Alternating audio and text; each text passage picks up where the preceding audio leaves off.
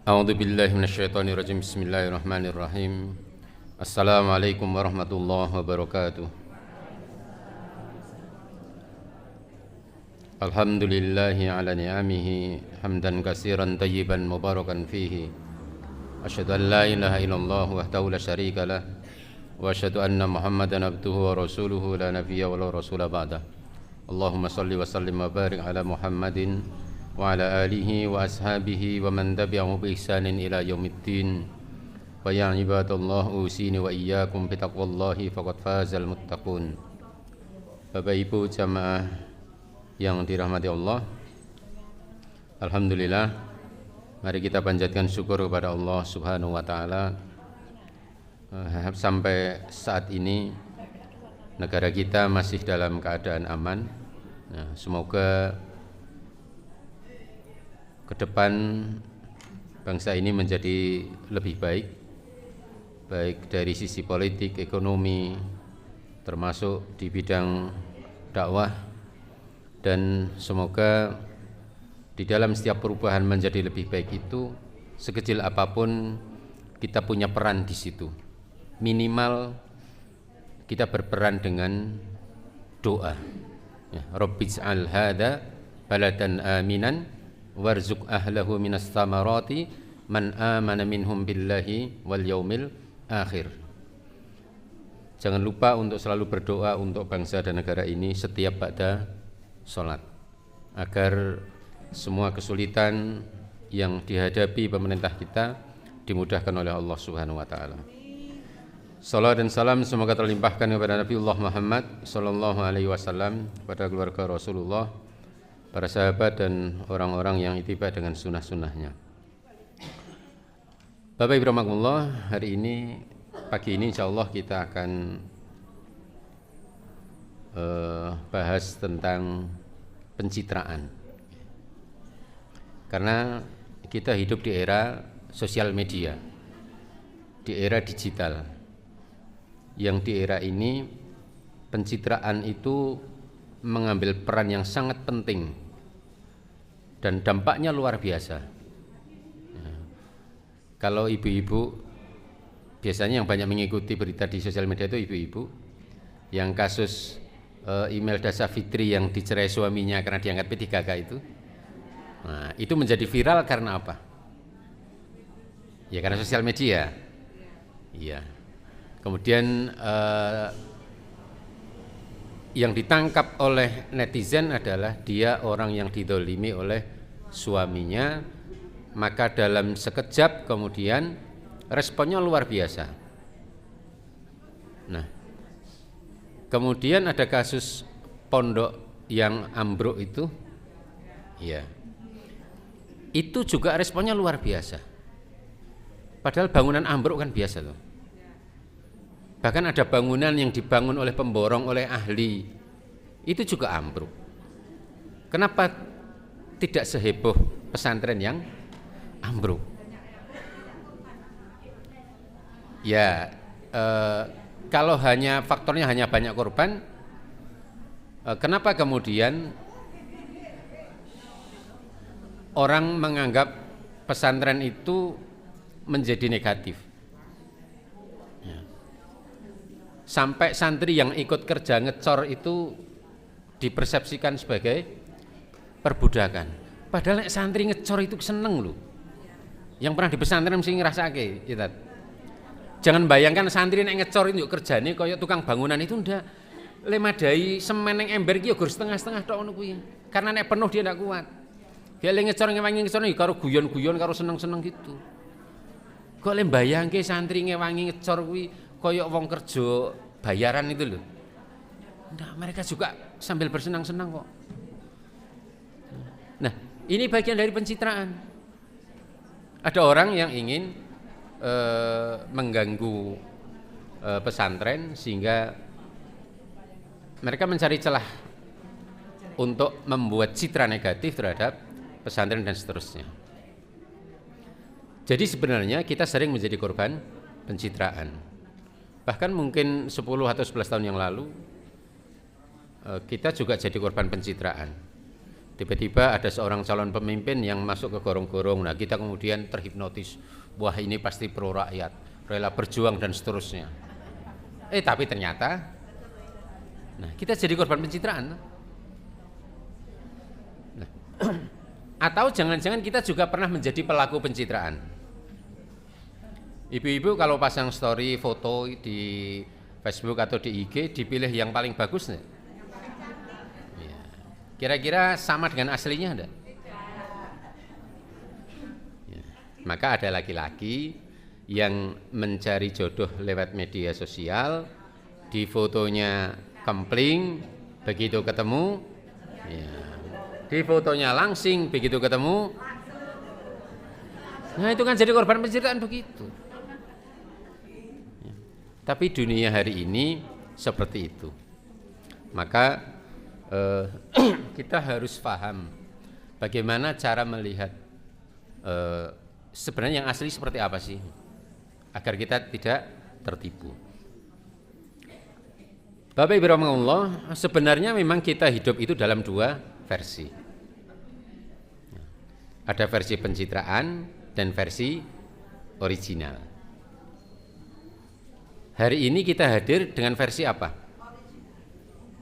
Versi original. Kalau datang dengan versi original, tadi mau berangkat ke sini dandan enggak?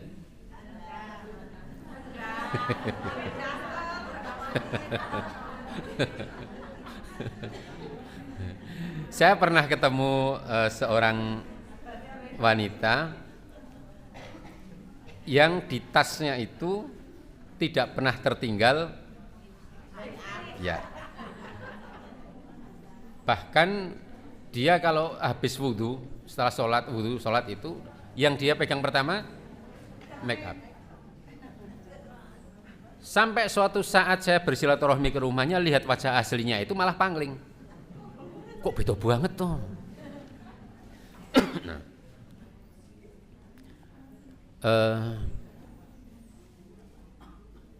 berarti hari ini yakin ya kita original ya, bukan pencitraan ya.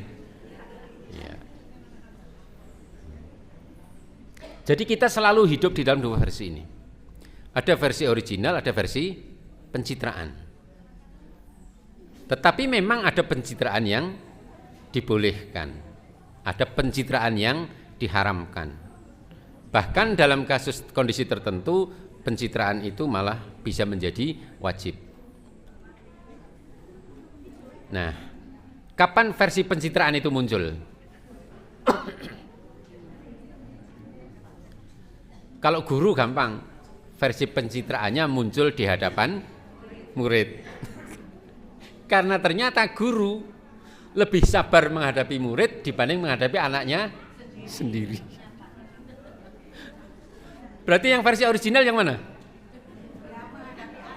Yang di rumah toh? Ya. Maka jangan kaget kalau anak kita lebih manut ke guru daripada ke orang tua. Kenapa? Karena anak kita tahu versi original kita, tapi dia tidak tahu versi original gurunya. Karena gurunya di depan murid juga pencitraan. Coba guru nek nesu wani jiwit, kasus dilaporkan. Tapi nek karo anake wani jiwit ndak? Ya sing arep lapor sapa? Jadi kalau anak kita lebih manut ke guru, karena dia tidak tahu versi original gurunya. Dia tidak manut ke orang tuanya karena dia tahu versi original orang tuanya. Lu bapaknya akon ngaji, lu bapaknya ora ngaji kok. Ibu bilang ojo kekan dolanan HP, le ngandani ngono kuwi karo nyekel HP. Ya, anak tahu versi original kita, maka dia lebih manut ke gurunya. Nah, maka kita harus paham kapan versi pencitraan itu muncul. Biasanya, ya, di hadapan publik, di hadapan orang lain itu kita tampak baik, kita sopan gitu. Padahal neng buri ya sembumbuan. Sama kayak saya di sini, pencitraan begini nih. Senek ngomong kok yo. Nah, nanti di belakang itu ya ndak tahu juga. Di sosial media, memang berani kita memajang foto di sosial media itu yang asli. Mesti difilter lah, dipilih yang paling bagus lah. Nanti foto berulang-ulang, ini posenya kok rapas dan seterusnya gitu.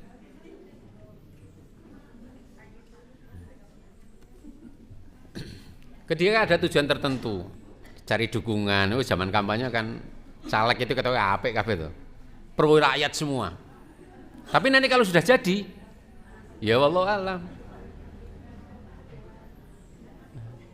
Cari dukungan, elektabilitas, atau mungkin dulu bapak-bapak waktu deketin calon istrinya pakai pencitraan enggak, Pak? Atau pakai versi original?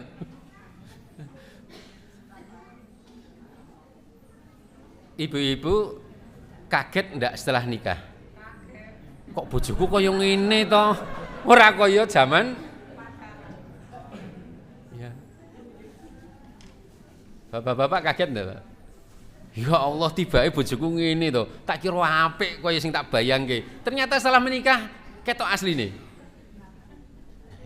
Karena sebelum menikah pakai pencitraan, setelah menikah ketahuan versi originalnya. Ya Allah, tibae koyo ngene to wonge. Arep ganti seranti modal. Diteruske kok ya ora kaya sing dibayangke. Jadi ada tujuan-tujuan tertentu, termasuk tujuan-tujuan yang negatif. Ya, ketika ingin mendapatkan pujian, ya pasang foto sing bagus, wes cantik luar biasa. Dulu aslinya butek kayak pol-polan.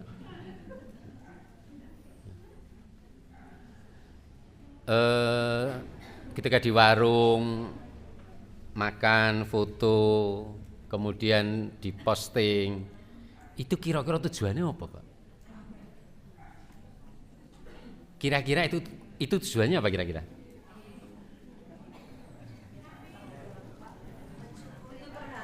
Ben ketok ora kelaparan, apa ben ketok aku ki ya iso jajan lho? Atau apa? Atau kita pajang foto lagi makan itu kemudian ya Allah saya pajang foto ini semoga menambah keimanan dan ketakwaan orang yang melihat. Ora ono hubungan itu. Coba setiap kali kita posting foto itu kita tanya pada diri sendiri, ini tujuannya apa sih? Jangan-jangan hanya pencitraan untuk mendapatkan pujian.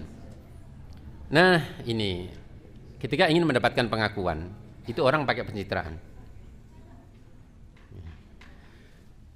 Ben dianggap cantik, apa yang dilakukan? Dandan. Nek wis dandan merasa isih kurang cantik, apalagi?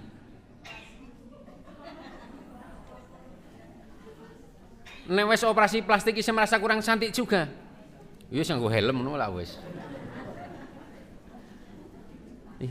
Saking sibuknya pengen diakui cantik, ya Allah sampai di tas itu penuh dengan alat make up. Arep salat lho bulu matane dicabut, wudu, engko bar wudu, bar salat bulu matane pasang neh. Ribet banget wong urip iki.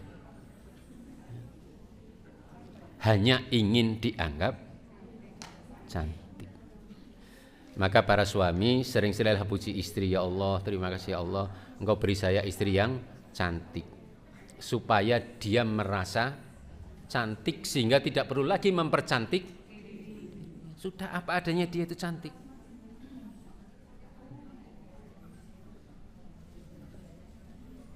Saya sering memuji istri saya begitu, meskipun istri saya tambah tua tambah rata terus gitu. Ono sing ngomong ro bojoku repot iki. Anak-anak juga begitu. Anak-anak yang sering pencitraan di luar itu karena salah satu problemnya karena di rumah dia tidak mendapatkan pujian, tidak mendapatkan pengakuan. Jadi dia carinya di luar. Pernah enggak Bapak Ibu lihat ada anak sekolah, dandanannya menor tenan. Nah, itu. Coba jenengan selidiki ini. Kenapa dia bisa semenor itu padahal hanya untuk sekolah. Saya pernah ketemu kasus yang begini. Ternyata problemnya adalah kenapa dia dandan menor begitu? Karena dia tidak mendapatkan perhatian dari ayahnya. Maka dia pengen mencari perhatian dari teman laki-laki di sekolah. Cara paling mudah mendapatkan perhatian dari lawan jenis adalah dandan. Maka tiap hari dia berangkat sekolah menor. Ya, itu untuk mendapatkan pengakuan. Bahkan ada anak perempuan yang di awal masuk ketika kelas 1 dia tidak menor, tapi kelas 2 dia jadi menor. Ketika ditanya, kenapa berubah begini? Nah, dia cerita macam-macam itu, ternyata kesimpulannya adalah bapaknya perhatiannya berkurang jauh. Rupanya bapaknya lagi punya perhatian ke istri orang. Jadi dia lupa memperhatikan anaknya sendiri. Nah, dia merasa kehilangan perhatian dari bapaknya itu, sehingga yang dulu dia tidak menor ke sekolah, hari ini dia menor ke sekolah. Nah, itu pencitraan. Maka bapak ibu kalau menor, ibu-ibu kalau menor di depan, yakin. Bapak-bapak siapa yang istrinya di rumah dandan menor? Oleh dandan arep metu toh?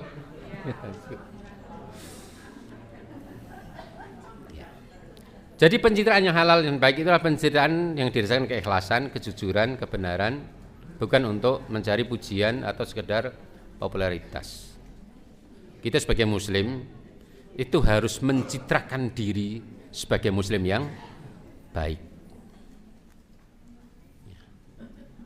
Jangan sampai muslim kok awut-awutan. Lihat saudara-saudara kita non muslim yang Kristen ini. Mereka kalau berangkat ke gereja dandan enggak? Rapi enggak? Lu kita yang muslim nek ning masjid kok ya nganggo sak anane. Kalah dengan mereka. Padahal ada perintah oleh Allah dalam Al-Qur'an, "Khudzu zinatakum inda kulli masjidin." Pakai pakaianmu yang bagus setiap kali berangkat ke masjid. Nah, kita ke masjid pakaiannya seadanya.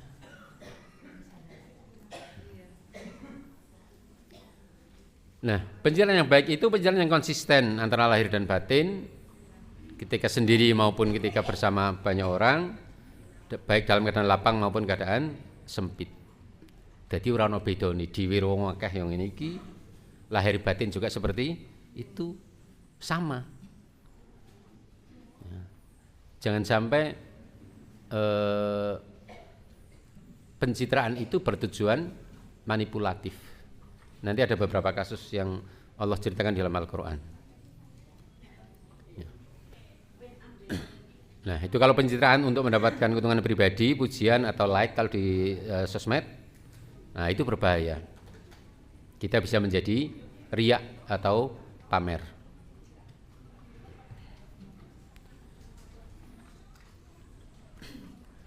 Nah, Bapak Ibu rahimakumullah, nah sekarang itu tadi kapan pencitraan itu muncul? Nah sekarang kapan karakter original seseorang itu muncul?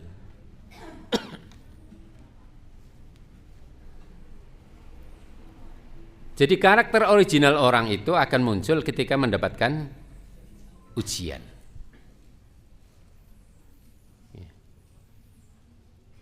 Sama kayak anak sekolah itu loh. Untuk mengetahui seberapa paham dia terhadap materi pelajaran, dikasih soal. Ah, itu nanti ketahuan dia paham atau tidak dari ujian itu.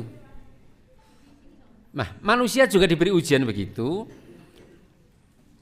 agar muncul ketahuan karakter originalnya. Bapak Ibu pernah kaget enggak?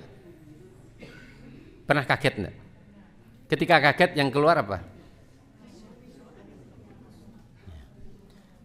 Kaget itu tidak bisa pencitraan, Pak. Bisa enggak kita kaget terus sik aku ngucap apa ya ben ketok apik. Tidak bisa tuh. Begitu kaget spontan langsung keluar. Nah, itu karakter original tuh. Jadi kalau ada orang kaget yang keluar adalah nama hewan, ya itu dia. Kalau dia kaget yang keluar adalah kalimah thayyibah, ya itu dia. Kalau dia kaget kemudian ucapnya ya Allah tumbar mere jahe, berarti bakul bumbu.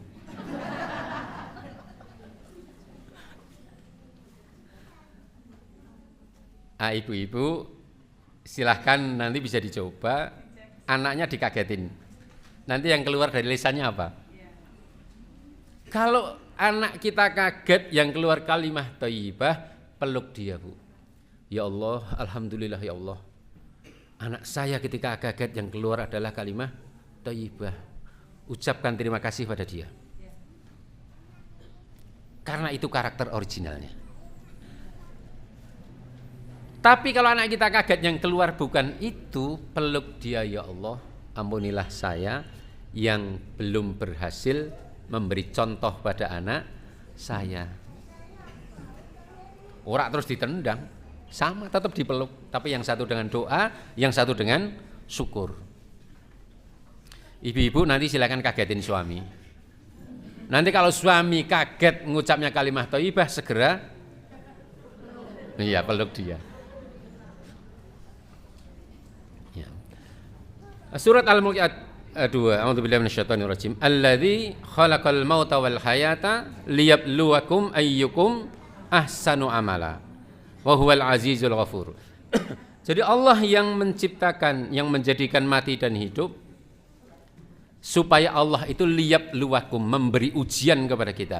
Apa tujuan dari ujiannya? Ayyukum ahsanu amala, siapa yang amalnya lebih baik.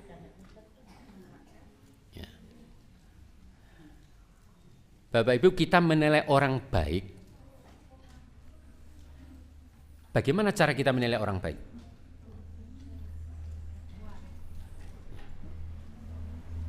Bagaimana cara kita menilai orang itu baik?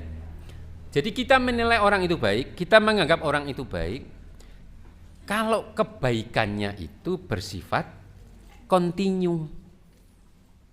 Nek dong apik, dong elek, dong apik, dong elek. Kita nganggap dia apa? Jadi ahsanu amala, orang yang lebih baik amalnya itu artinya orang yang kebaikannya itu konsisten. Dia baik terus, baru orang akan menganggap dia baik. Tapi kalau kebaikannya berdasarkan kepentingan, kita nganggap dia baik enggak? Alah kayak iki aneh apik iki nek ana karepe tok. Ora ana karepe ya ora bakale. Kita nganggap orang begini kita anggap baik enggak? Enggak kan? Jadi Allah kasih kita ujian itu supaya kita bisa introspeksi diri, kita posisi kita ada di mana. Kebaikan kita itu kontinu atau temporer. Kebaikan kita itu pencitraan atau memang versi original kita. Nah, itu kita diuji oleh Allah. Salah satu tujuannya itu supaya kita introspeksi diri. Sehingga kalau kita paham mana yang harus diperbaiki, kita masih punya waktu untuk memperbaiki. Kalau di meja ini ada gelas minum, ini pencitraan apa original? Kalau original berarti harus saya minum, loh.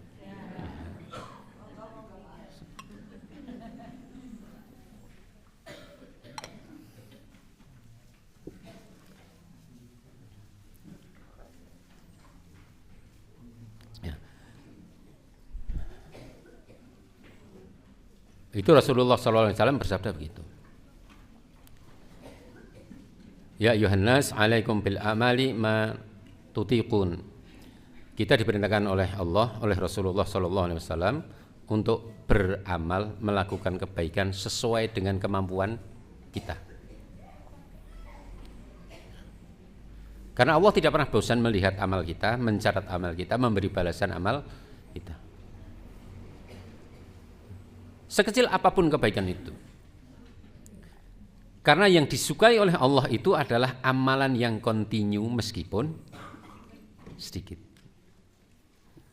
Nah, perilaku kontinu itu dibangun di atas karakter original. Tidak bisa kita pencitraan kok kontinu. Ya.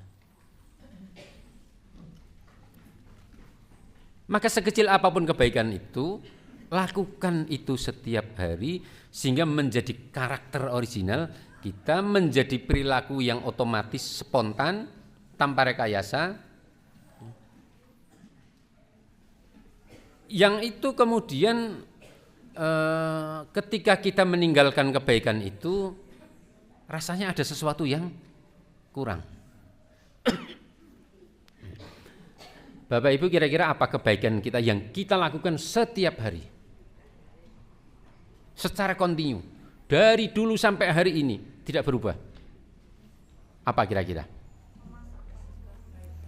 Apa? Masak buat suami. Apa? Sikap baik pada tetangga, apa lagi?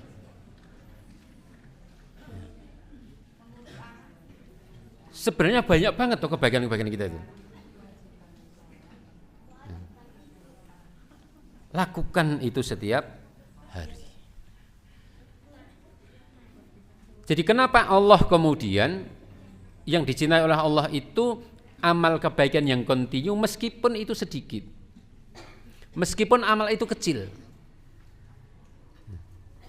Itu artinya Allah Maha Adil, Allah memberikan peluang kepada semua orang untuk bisa berbuat baik. Kemudian amal yang kecil itu cenderung lebih aman dari gangguan riya. Lebih aman dari gangguan pamer. Mosok infak 500 arep dipamerke. Ndak ada. Jadi amal yang kecil-kecil yang baik-baik itu cenderung lebih aman dari sifat pamer. Yang dipamerkan biasanya sesuatu yang besar. Yang kecil-kecil kan enggak sudah pamer. Maka tetaplah menjadi orang baik sampai kebaikan itu menjadi karakter di dalam diri kita.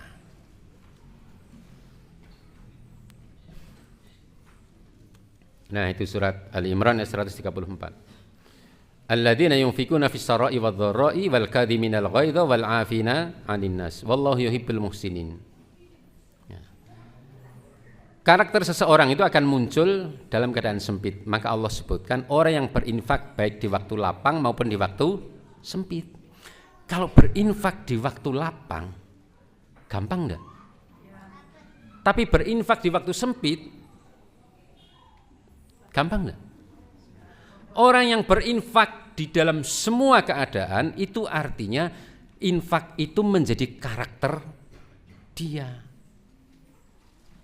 Sehingga kalau dia tidak berinfak itu rasanya ada yang kurang. Tidak peduli keadaan sempit maupun lapang. Jadi kalau yunfikuna fis sarra'i wadh-dharra, maka berinfak itu menjadi karakter original. Saya bertanya kepada jamaah Ahad, kajian Ahad di dua cabang yang berbeda dengan pertanyaan yang sama dan ternyata jawabannya sama. Pertanyaan saya adalah apa yang paling menakutkan di Muhammadiyah? Kira-kira jawabannya apa, Pak? Apa yang paling menakutkan ketika bergabung di Muhammadiyah? Infaknya. Iya, itu jawabannya. Di dua cabang yang berbeda itu bahkan ibu-ibu jawabnya kompak. Infaknya, Pak. Oh, ini Muhammadiyah tarian oke banget loh.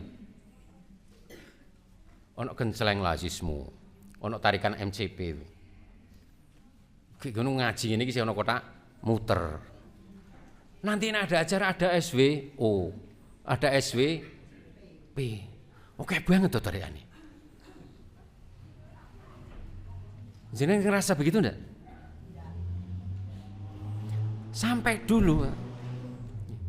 Saya itu dikompori.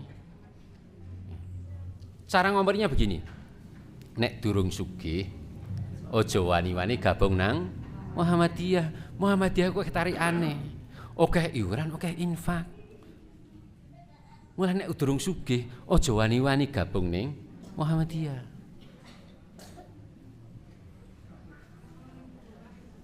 Setuju Bapak Ibu?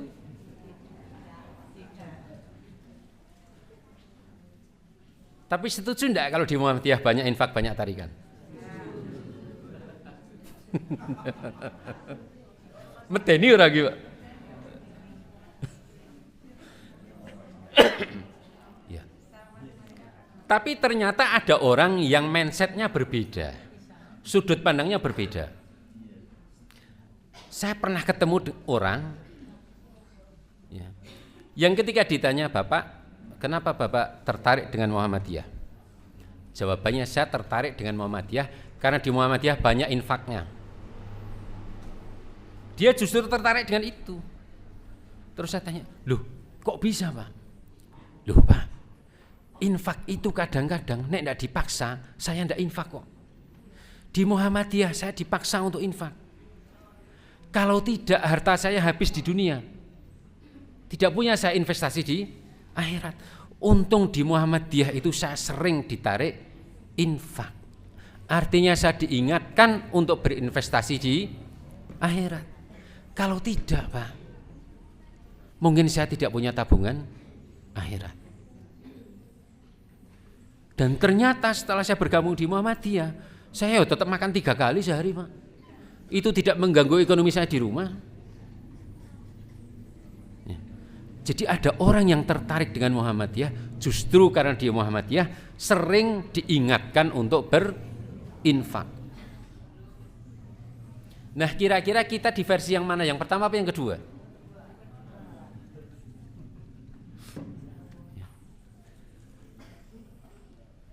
Ini ada yang belum kebagian kenceleng lazismu enggak? Ada yang belum? Atau sudah dapat tapi tidak pernah diisi? Alah opos, tarikan wae, soalnya gue infak toh. Jadi sekarang kalau ada kenceleng infak, ada MCP dan lain sebagainya itu yang kaitannya dengan infak, mari kita rubah mindset kita bahwa di Muhammadiyah kita diingatkan untuk berinvestasi di akhirat menggunakan harta kita. Jadi ketika kita berinfak, itu kita mikirnya akhirat, bukan iki njuk arep tuku rokok ra sido. Arep tuku bakso ra sido. Bukan begitu mindsetnya, Pak. Dan Muhammadiyah ini menjadi besar, menjadi ormas terkaya nomor 4 di dunia, kan karena itu tuh. Karena infaknya tuh. Wis pokoknya bariki pada rebutan kenceleng lazismu. Tinggal Pak Uji nanti menyiapkan itu. Boleh enggak kita pakai versi yang pertama, yang Muhammadiyah gugur tarian toh? Ya silahkan, itu pilihan. Atau kita mau sudut pandang yang kedua. Nah, itu tadi yunfikuna fis-sarra'i wadh-dharra. Orang yang berinfak dalam kondisi apapun artinya dia memang punya karakter infak itu.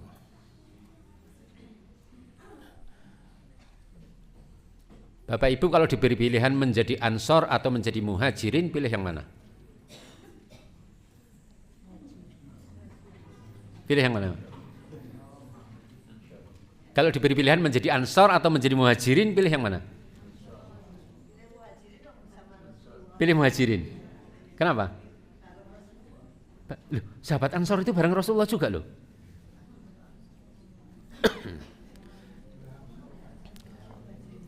Ketika Rasulullah membagi ghanimah, orang-orang yang baru masuk Islam itu Rasulullah kasih bagian lebih banyak. Nah, orang-orang Ansor ini gemelendeng tahu ya? Ya, berbisik-bisik di lingkungan para sahabat Ansor itu. Mereka komplain keberatan dengan cara Rasulullah membagi ghanimah. Karena mereka merasa begini, kita ini kan jasanya lebih banyak. Kita menolong Nabi, kita kan Nabi hijrah. Kenapa bagian kita sedikit? Sementara orang yang baru saja masuk Islam malah dikasih bagian banyak. Pernah tidak kita komplain begitu? Atau begini, tapi ini di antara kita saja, jangan sampai keluar. PKU kuwi ndek men sing ngrintis sapa, Pak? Cabang mana yang ngrintis PKU? Cabang Paraan toh. Ha kok saiki Paraan diabekan karo PKU? Ada yang merasa begitu? Iya. Yang paling berjasa mendirikan PKU itu cabang mana? Cabang Paraan. Sama enggak kira-kira komplainnya kayak sahabat Ansor ini? Sama tuh. Tapi jawaban Rasulullah apa kira-kira? Kalian itu adalah Ansor, penolong. Penolong itu artinya pemberi pertolongan. Rasulullah tidak mau menggeser kehormatan sebagai penolong ini menjadi penerima pertolongan. Mana yang lebih mulia? Penolong apa penerima? Pemberi apa penerima? Pemberi itu. Masa kalian itu levelnya pemberi? Masa saya turunkan derajatnya menjadi level penerima? Baru mereka sadar. Mereka pergi dengan ghanimah, kalian pulang bersama Rasulullah. Kalian pilih yang mana?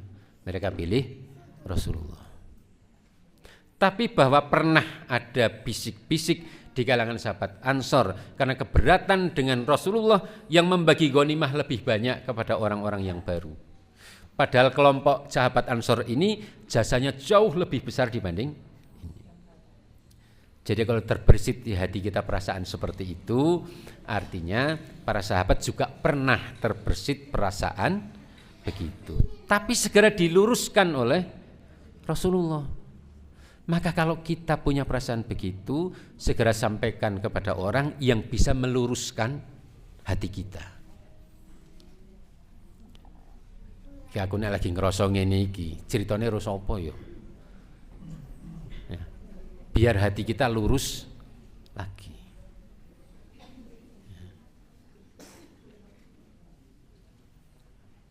Jadi Bapak Ibu rahimahullah, di Muhammadiyah itu kita dilatih untuk menjadi ansor, pemberi, bukan penerima. Salah satu caranya adalah maka di Muhammadiyah itu banyak infaknya. Ya.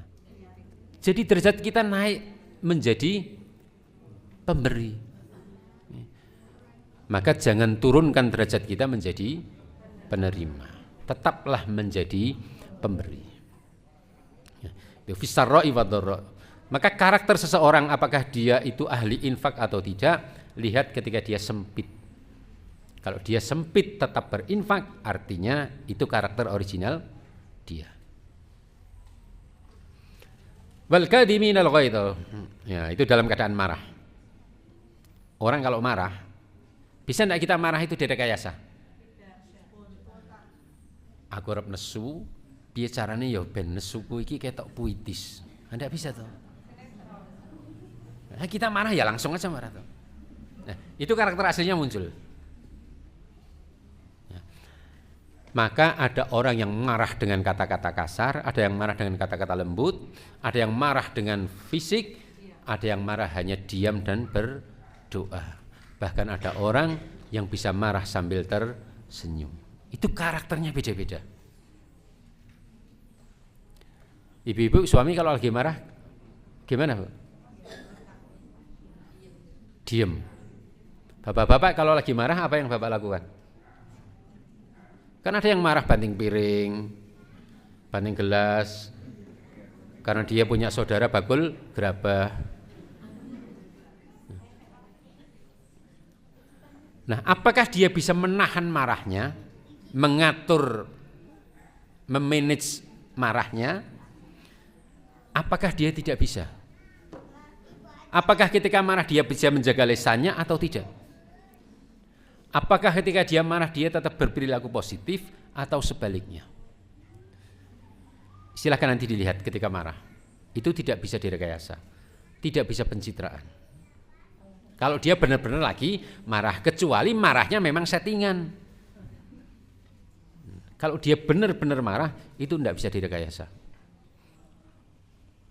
Maka Bapak Ibu rahimahullah, marah itu perlu diatur, perlu di manage. Nah, kemudian wal afina 'anin nas. Orang memaafkan. Memaafkan itu artinya ketika dia bertemu dengan kesalahan orang lain. Ketika kita bertemu dengan kesalahan orang lain, respon kita itu adalah versi original kita. Ada yang memaafkan, ada yang membalas, ada yang disimpan menjadi dendam. Masih ingat beberapa waktu yang lalu ada kakek-kakek umur 70 tahun membunuh tetangganya yang juga kakek-kakek. Lihat berita itu enggak? Iya. Dia menyimpan dendamnya berapa tahun? 40 tahun. Dulu waktu masih muda istrinya diganggu oleh tetangganya ini. Kalau dia balas saat itu, anaknya masih kecil, maka dia tunggu anaknya dewasa baru dia balas. Berarti orang ini pendendam apa bukan? Ini pendendam. Bayangkan dia menyimpan itu 40 tahun loh. Kok rugi banget. Menyimpan marah kok 40 tahun. Kayak ngono wis terbalaskan, setelah itu dia masuk penjara, ya Allah. Tapi karakter asli dia begitu. Maka Bapak Ibu, hari ini kita tanya pada hati kita masing-masing, kira-kira kita sudah memaafkan belum terhadap semua kesalahan orang lain? Nah, kalau kita sudah ikhlas memaafkan semuanya, maka insya Allah kita termasuk orang-orang yang pemaaf. Kalau masih ada yang tertahan, marah yang tertahan, hanya kita menunggu waktu untuk melampiaskannya, itu artinya kita pendendam. Atau mungkin begini, ketika kita melihat orang yang dulu menyakiti kita terjatuh, mungkin bangkrut, syukur weh. Artinya kita berbahagia atas penderitaan orang lain. Meskipun orang itu dulu pernah bersalah kepada kita. Jadi al-kadhiminal ghaidha wal 'afina 'anin nas. Dalam kondisi lapang maupun sempit, maka Allah uji itu, Allah uji kita dengan kemarahan, Allah uji kita dengan kedzaliman. Respon kita terhadap situasi-situasi itu, nah itu karakter original kita.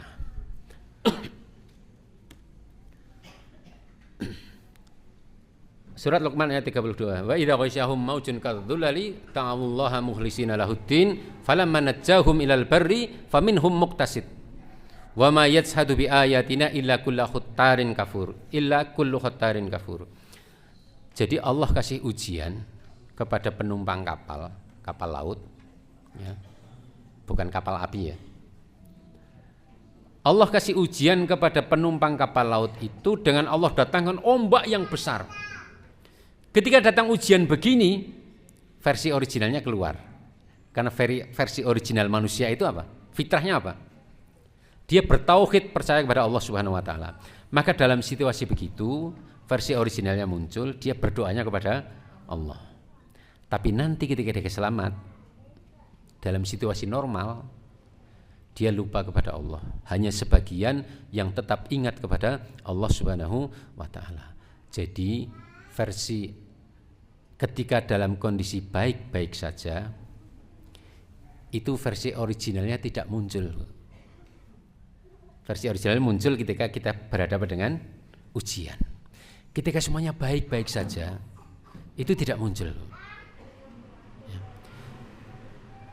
Ketika ekonomi aman, rumah tangga aman, ya semua berjalan seperti itu. Tapi bayangkan ketika Allah menguji kita dengan ekonomi yang sulit. Allah uji dengan SKP 3K, bojone dipegat. Ya, itu kan ujian tuh.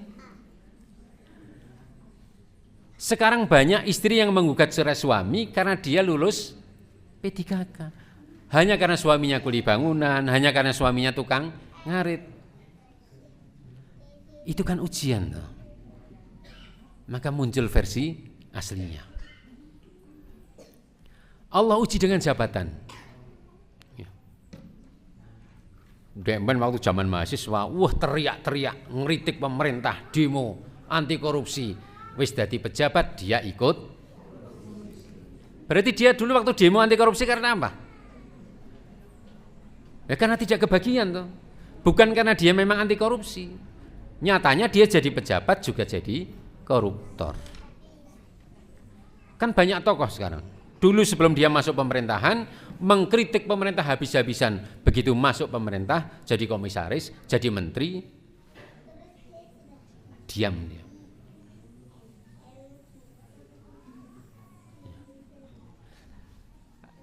Ada rumah tangga yang dulu ketika ekonominya pas-pasan itu baik-baik, suami istrinya baik. Begitu Allah kasih dia harta berlebih, suaminya punya simpanan. Ketahuan istrinya balas dendam, dikira mung jenengan tok sing iso disimpanan, aku ya iso. Dia punya simpanan juga. Hancur rumah tangganya. Padahal dulu waktu ekonominya pas-pasan, aman-aman aja, baik-baik saja. Ada orang yang ketika ekonominya pas gitu, dia baik sama tetangga, ramah, wis nek diundang tanggane mesti moro, rajin ewang-ewang itu. Begitu dia hartanya banyak, wis ketemu tanggane ora nyelinguk, diundang wis ra moro, dan seterusnya. Harta juga ujian. Nah, jangan seperti Firaun. Allah kasih dia kekuasaan yang luar biasa sampai pada posisi dia berani mengaku sebagai Tuhan. Yang tidak mengakui dia sebagai Tuhan akan dia bunuh. Tapi ketika dia di ujung maut, tenggelam, nah dia kembali ke versi aslinya. Dia baru sadar, saya ini bukan Tuhan. Tapi terlambat enggak? Terlambat. Sama kayak kasus beberapa waktu yang lalu. Ada seorang anak perempuan yang berpenampilan mewah, kuliah pakai BMW, tasnya branded dan seterusnya. Ternyata itu hasil korupsi ibunya. Ketika ditangkap KPK, dia baru sadar, tapi sudah terlambat. Sudah ketangkap KPK. Ada orang yang pengen tampil menjadi orang kaya, harus ngeredit sepeda motor lah, ngeredit mobil lah. Ajukan kredit ke bank, bangun rumah sing apik biar dia kelihatan kaya. Ketika usahanya berhenti, tidak bisa ngisi angsuran, dia baru sadar. Sakjane aku kira ndek apa-apa, kabeh iki duit. Tapi sudah terlambat tuh. Semuanya sudah jadi jaminan di bank. Hari ini mudah bagi kita untuk melakukan pencitraan. Semuanya dimudahkan oleh Allah Subhanahu wa taala. Pengen tampil keren, bisa ngerental mobil yang bagus. Maka sekarang sing kita original itu sing mobil elek-elek. Karena orang yang rental tuh. Karena mobil model baru itu kan dirental banyak. Tapi mobil-mobil elek itu emang dirental ada. Jadi sing tumpakane mobil elek itu versi original, maka harus bersyukur. Nah, itu tentang Firaun. Jangan seperti Qarun juga. Allah uji dengan harta, dia lupa diri. Dia menganggap kekayaannya itu hasil kinerja dia dan kompetensinya. Padahal harta itu adalah titipan dari Allah Subhanahu wa taala. Dia sampai bilang, loh saya jadi kaya begini kan karena usaha saya. Nah, kalau ada manusia yang bilang begitu berarti dia sama dengan Qarun juga. beranggapan begitu. Ada penelitian orang sukses itu ternyata bukan karena kerja keras. Kalau sukses karena kerja keras, banyak sekali orang sukses. Sukses itu adalah anugerah dari Allah Subhanahu wa ta'ala. Karena banyak orang yang malas-malesan tapi sukses. Ada orang yang malas-malesan tapi kaya raya dari warisan. Tapi dia tetap kaya tuh. Banyak orang yang kerja keras setiap hari tapi tidak kaya juga. Ya, jadi kaya dan miskin itu anugerah dari Allah Subhanahu wa ta'ala, bukan karena ikhtiar manusia.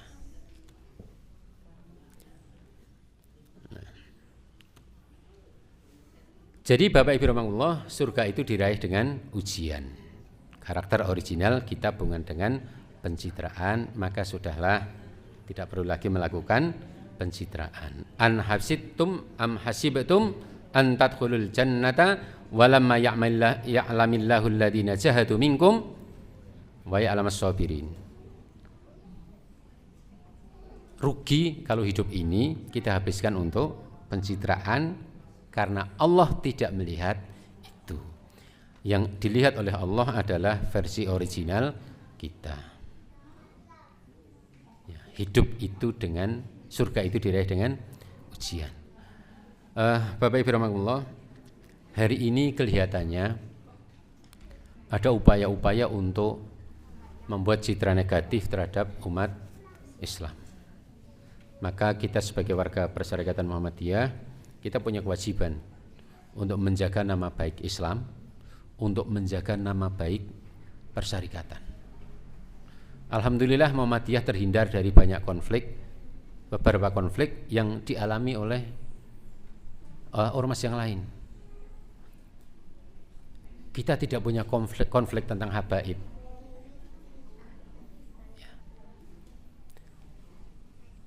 Kita Muhammadiyah tidak punya citra buruk tentang ngesot di depan ustadznya. Ya. Kita terhindar dari cita-cita seperti itu. Nah, ini harus kita jaga. Ya. Karena bagaimanapun Muhammadiyah itu adalah salah satu kekuatan Islam. Kalau Muhammadiyah hancur, maka salah satu kekuatan Islam hancur. Maka kewajiban kita sebagai seorang muslim, sebagai warga persyarikatan untuk menjaga citra baik ini. Di luar sana banyak sekali yang berusaha untuk menjatuhkan citra Islam. Mohon maaf, yang ini nanti diedit ya, jangan di share di YouTube. Bapak Ibu ada yang mengikuti guru gembel enggak? Guru gembel, ya, yang kemarin dibantah habis sama Ustadz Nurdin itu. Pertama kali saya mengikuti channel dia, saya agak tertarik. Wah, bagus banget ini orang. Tapi semakin kesini, ya Allah, ternyata dia cenderung ke ateis. Tapi dia ingin merusak Islam dari dalam. Dia tampilannya pakai peci, berjenggot. Ya. Maka kita harus berhati-hati ya, dengan channel-channel seperti ini. Dan sekarang banyak itu. Kemudian ada satu lagi yang inisialnya HP. Jadi kita juga harus berhati-hati dengan mereka mencitrakan diri sebagai seorang reformis Islam, tapi sebenarnya yang dia lakukan adalah justru menyesatkan umat Islam. Nah, mari kita berhati-hati dengan hal-hal seperti itu. Hari ini banyak sekali orang mencitrakan diri sebagai orang yang baik, padahal sebenarnya jahat. Maka Bapak Ibu, jangan pernah berpenampilan melebihi kompetensi kita. Paham maksudnya? Jangan pernah berpenampilan melebihi kompetensi kita, karena itu bisa menipu orang awam. Bayangkan kalau bukan dokter berpenampilan seperti dokter, bahaya enggak? Orang akan tanya dia, Pak, ini obatnya apa? Kemudian dia kasih resep, padahal dia bukan dokter. Ada orang berpenampilan berbaju polisi, tapi dia bukan polisi. Kita sebut apa? Polisi gadungan, loh. Polisi gadungan itu dia pakai baju polisi enggak? Dia berpakaian tidak sesuai dengan kompetensinya, maka dia mudah menipu orang.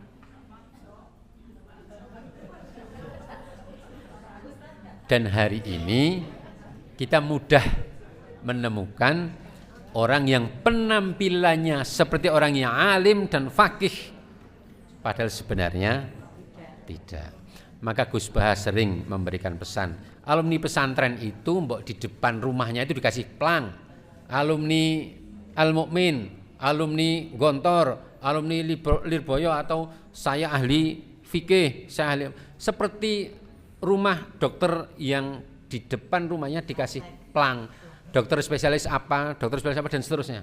Kenapa orang alim tidak begitu? Supaya orang tidak tersesat. Nah, Gus Bah pernah bercanda begitu. Nah, itu untuk menghindari, salah satunya untuk menghindari pencitraan. Maka Bapak Ibu, marilah kita berpenampilan sesuai dengan kompetensi kita. Maka saya tidak berani pakai jubah, bawa sorban. Wah, takut nggak dijalui banyu ini gitu. Karena itu bukan kompetensi saya. Nah, begitu Bapak Ibu rahimakumullah. Jadi ada pencitraan yang boleh karena dia berdampak positif, tapi ada pencitraan yang dilarang kalau pencitraan itu bertujuan manipulatif. Ajari anak kita tampil apa adanya, menjadi dirinya sendiri. Jangan pernah kita bilang ke anak, nak mbok nganggo sing kita. Kowe nek nganggo iki mangi sini-sini ibu. Dikira ibu ora iso nukokke. Biarkan anak kita itu pakai pakaian yang dia nyaman. Menjadi dirinya sendiri. Ibu-ibu pernah ketika ada tamu paksa anak-anak menemui tamu? Ayo dono tamu tuh mau nih lah, sini ibu, dikira orang di anak. Boleh saja, tapi kita bilangnya begini, nak, ibu ada tamu, temuilah, karena menghormati tamu itu perintah Rasulullah. Kalau kita ingin anak kita berpenampilan rapi, ajarkan pada kita, nak, mbok sing rapi tuh, benerangi sini bapak. Ya itu pencitraan. Tapi kalau kita bilang, nak, ayo berpakaian rapi, Allah itu suka yang rapi, Rasulullah suka yang rapi. Jadi rapi dia karena Allah, bukan karena menjaga nama baik. Terus saiki nek ngejak anak kondangan arep dikapake anak ibu.